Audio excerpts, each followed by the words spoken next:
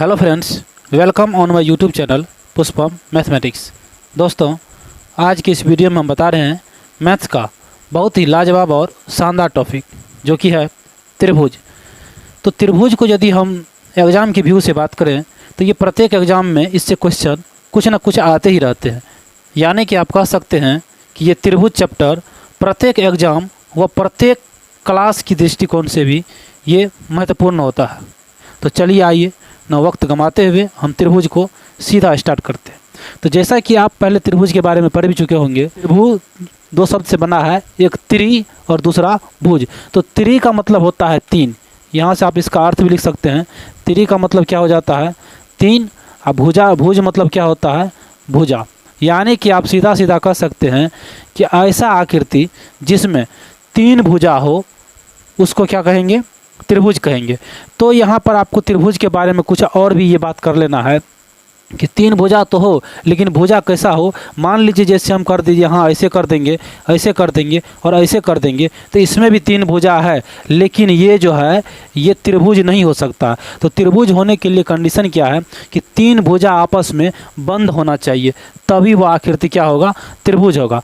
तो इस प्रकार से आप त्रिभुज का अर्थ जान लिए कि तीन भुजा से घिरे क्षेत्र को त्रिभुज कहते हैं। तो सबसे पहले आप त्रिभुज हेडिंग लगाइए और त्रिभुज का डिफिनेशन थोड़ा लिख लीजिए। क्योंकि ये पहला क्लास है तो इसमें हम स्टार्ट करेंगे थ्योरी से ही, बिल्कुल बेसिकली थ्योरी बताएंगे और उसके बाद एक एक करके प्रत्येक थ्योरी को बताते हुए बारीकी से हम सवाल की ओर भी चलेंगे। तो सबसे पहले आप त्रिभुज को लिख लीजिए।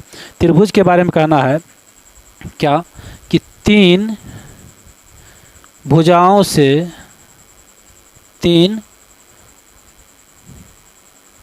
से घिरे समतल क्षेत्र या इसको हम आकृति भी कह सकते हैं, क्षेत्र या आकृति को ही त्रिभुज कहा जाता है। आकृति को ही त्रिभुज कहा जाता है। जैसा कि आप यहाँ फिगर में देख सकते हैं कि त्रिभुज बना हुआ है। इसमें क्या है कि तीनों भुजा आपस में बंद है, तभी उसको हम त्रिभुज कहेंगे। यदि तीनों भुजा को अलग अलग खोल दें तो वह त्रिभुज नहीं हो सकता। इसके बाद क्या होता है कि दूसरा पॉइंट क्या होता है? त्रिभुज के अंग। त्रिभुज के क्या कौन कौन से अंग हैं इसको भी थोड़ा हम देख लेते हैं। त्रिभुज के अंग, इसको इंग्लिश में कहते हैं पार्ट्स ऑफ ट्रायंगल। तो त्रिभुज में पार्ट्स कौन कौन होते हैं इसको थोड़ा हम समझ लेते हैं। जैसे यहाँ त्रिभुज आपस में या क्या कहते हैं फिगर में दिया हुआ है, तो त्रिभुज में क्या होता है?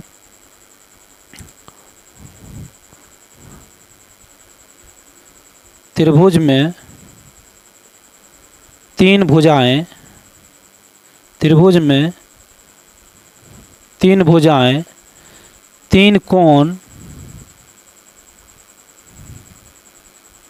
कोण तथा तीन शीर्ष बिंदुएं होती है। यानी कि त्रिभुज के पार्ट्स की अगर हम बात करें तो इसमें क्या क्या होता है? त्रिभुज में तीन भुजाएं जो सामने में दिया हुआ है, तीन कोण तथा तीन शीर्ष बिंदुएं होती है। ये क्या हो गया? त्रिभुज का पार्ट्स हो गया। अब अगला पॉइंट इसमें क्या कहता है कि त्रिभुज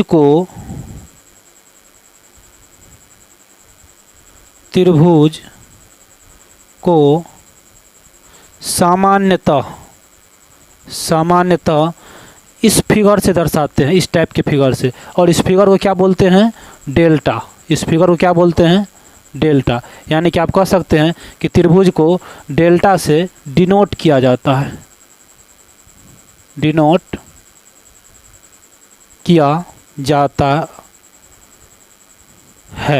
त्रिभुज को डेल्टा से डिनोट किया जाता है। अब यदि इसको आप लिख लिए हैं, इसका आप स्क्रीनशॉट भी ले सकते हैं। इसके बाद इसको हम क्लीन करके थोड़ा सा इससे आगे बढ़ेंगे। अब देखिए त्रिभुज में क्या है,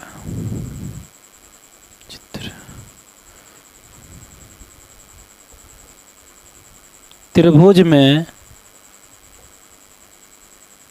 ए बी, बी सी तथा ए सी क्या है, त्रिभुज की 3 भुजाएं हैं, भुजाएं हैं जिसे प्रायः क्या करते हैं, स्मॉल ए कॉमा स्मॉल बी तथा स्मॉल सी से डिनोट किया जाता है, स्मॉल सी से डिनोट किया जाता है, डिनोट किया जाता है। इस प्रकार से इस त्रिभुज में जो ये 3 भुजाएं होती है, कौन कौन होती है, ए बी, बी सी तथा ए सी, जिसको हम क्या करते हैं, डिनोट करते हैं स्मॉल ए, स्मॉल बी तथा स्मॉल सी से। इसको क्या किया जाता है, इस भुजा को डिनोट किया जाता है। इसके बाद क्या होता है, त्रिभुज के प्रकार। इसके बाद आप कह सकते हैं कि त्रिभुज के प्रकार। तो त्रिभुज देख लीजिए कितने प्रकार का होता है, त्रिभुज के प्रकार। इसको आप इंग्लिश में लिखेंगे kinds of triangle, kinds of triangle. तो त्रिभुज जो है सामान्यतः 2 प्रकार के होते हैं। यहाँ लिख दीजिए त्रिभुज सामान्यतः 2 प्रकार के, 2 प्रकार से होते हैं, 2 प्रकार से होते हैं। कौन कौन, तो पहला होता है, पहला क्या होता है, कोण के आधार पर, कोण के आधार पर। और दूसरा होता है भुजा के आधार पर। दूसरा क्या होता है, भुजा के आधार पर। इस प्रकार से आप त्रिभुज को यदि बांटेंगे तो त्रिभुज मेनली 2 प्रकार से होता है। पहला उसको हम डिवाइड करते हैं कोण के आधार पर, और दूसरे प्रकार से बांटते हैं हम क्या, भुजा के आधार पर। तो अब सबसे पहले हम देख लेते हैं कि कोण के आधार पर त्रिभुज जो है कितने प्रकार का होता है और क्या क्या होता है। तो इससे नोट कर लिए हैं, आप स्क्रीनशॉट भी ले सकते हैं। इसके बाद हम इसको क्लीन करके आगे बढ़ते हैं। अब लिखिए कि कोण के आधार पर त्रिभुज 3 प्रकार के होते हैं। यहाँ लिखते हैं कोण के आधार पर, कोण के आधार पर त्रिभुज 3 प्रकार के होते हैं, 3 प्रकार के होते हैं। कौन कौन, तो पहला होता है न्यून कोण त्रिभुज। पहला क्या होता है, न्यून कोण त्रिभुज, जिसको इंग्लिश में कहते हैं acute angle triangle, acute angle triangle. और दूसरा होता है समकोण त्रिभुज। दूसरा क्या होता है, समकोण त्रिभुज, जिसको इंग्लिश में कहते हैं right angle, right angle triangle, right angle triangle. और तथा तीसरा जो होता है वो होता है अधिक कोण त्रिभुज, अधिक कोण त्रिभुज। इसको कहते हैं इंग्लिश में ओब्यूज एंगल ट्रायंगल। ये जो है कोण के आधार पर त्रिभुज 3 प्रकार का होता है। ये तीनों न्यूनकोण त्रिभुज, समकोण त्रिभुज तथा अधिक कोण त्रिभुज। अब हम बारीकी से क्या कर लेते हैं, इन तीनों त्रिभुज को जान लेते हैं। फिर इसके बाद जानेंगे हम भुजा के आधार पर। भुजा के आधार पर भी त्रिभुज क्या होता है, 3 प्रकार का होता है। कौन कौन होता है, समबाहु त्रिभुज, विषमबाहु त्रिभुज और समद्विबाहु त्रिभुज। ये तीनों भुजा के आधार पर। अभी यहाँ देख रहे हैं हम कोण के आधार पर। तो सबसे पहले आप नोट कीजिए ये न्यूनकोण त्रिभुज, और न्यूनकोण त्रिभुज को हम देख लेते हैं। सबसे पहले न्यूनकोण त्रिभुज, पहला नंबर न्यूनकोण त्रिभुज। तो न्यूनकोण त्रिभुज का क्या होता है, इसका कहना है कि वैसा त्रिभुज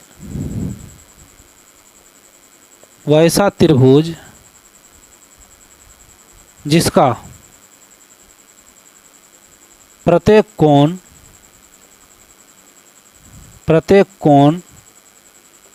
न्यूनकोण हो।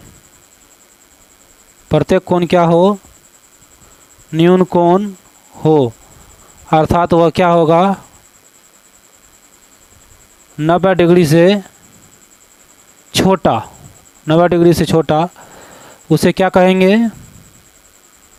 न्यूनकोण त्रिभुज। न्यूनकोण त्रिभुज किसको कहेंगे, न्यूनकोण त्रिभुज जिसका प्रत्येक कोण क्या हो, न्यूनकोण हो। तो न्यूनकोण कहते किसको हैं, जो 90 डिग्री से छोटा होता है उसको क्या बोलते हैं, न्यूनकोण। तो यही वही यहाँ पर वही लिखा हुआ भी है, वैसा त्रिभुज जिसका प्रत्येक कोण न्यूनकोण हो। आप यहाँ चित्र में देख सकते हैं कि न्यूनकोण त्रिभुज कैसा होता है, उसका आकृति कैसा होता है, उसका शकल कैसा होता है। इस प्रकार से ये न्यूनकोण त्रिभुज। अब हम दूसरे का बात कर लेते हैं, समकोण त्रिभुज। दूसरा आप लिख लीजिए समकोण त्रिभुज। समकोण त्रिभुज दूसरा क्या होता है, समकोण त्रिभुज। समकोण त्रिभुज, तो समकोण त्रिभुज किसको कहते हैं, तो इसको लिखिए वैसा त्रिभुज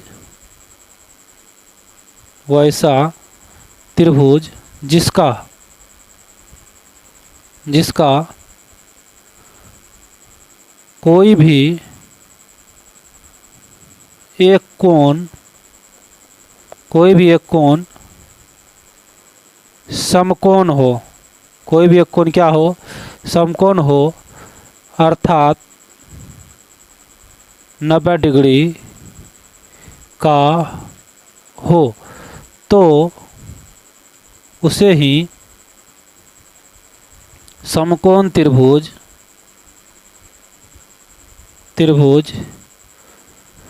कहा जाता है। यानी कि क्या हो, जिसका कोई भी एक कोण क्या हो, समकोण हो। आप यहाँ से चित्र में देख सकते हैं समकोण त्रिभुज कैसा होता है। इसमें सिर्फ इस त्रिभुज में सिर्फ एक कोण ही क्या है, समकोण है। क्योंकि किसी भी त्रिभुज के तीनों कोण का योग क्या होता है, 180 डिग्री होता है। तो उस त्रिभुज में एक ही कोण समकोण हो सकता है, बाकी 2 कोण न्यूनकोण ही होगा, हमेशा न्यूनकोण होगा। तो ये क्या हो जाएगा, समकोण त्रिभुज। इसी प्रकार से आप तीसरा लिख सकते हैं क्या, अधिक कोण त्रिभुज। तीसरा क्या है, अधिक कोण त्रिभुज। तीसरा को नोट डाउन कर लीजिए। तीसरा है अधिक कोण त्रिभुज। तो अधिक कोण त्रिभुज किसको कहते हैं, तो इसके संदर्भ में भी कहा गया कि वैसा त्रिभुज